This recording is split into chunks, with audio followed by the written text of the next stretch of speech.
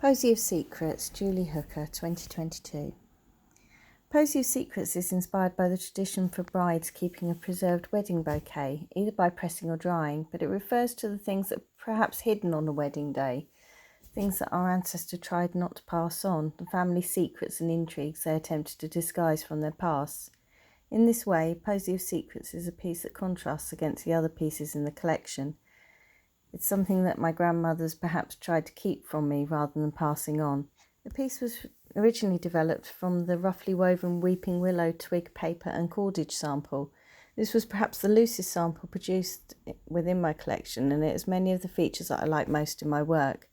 It's very natural looking, rather knobbly and crunchy. It has a strong structure and reminds me of a tree that has caught other items on a windy day, like jumbled remembrances and vague recollections.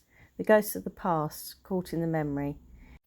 We often think that younger people airbrush their lives on social media, but whilst researching my family history and looking at the documentary evidence left behind, I found many contradictions with the stories I'd been told and rediscovered long forgotten or hidden truths.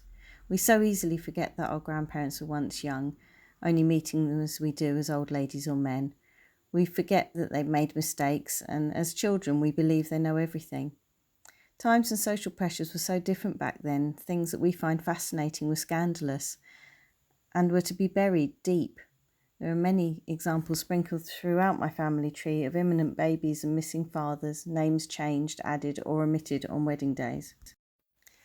This piece includes fragments of documents such as my great-great-grandmother's birth certificate that does not show a father's name, and her marriage certificate from Canada that shows a fictional father's name added.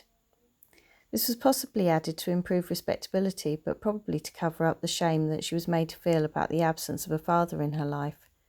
The slithers of proof are carefully arranged and woven throughout the piece to tell the narrative without being obviously laid bare, hinting at our inability, even with the internet and the abundance of records available to us, to unravel the mysteries they left behind them. I chose to mount the piece on handmade paper, a nod to a first wedding anniversary traditionally being referred to as a paper anniversary, a time, quite often, when a honeymoon baby would have been expected, unless, of course, it had arrived early.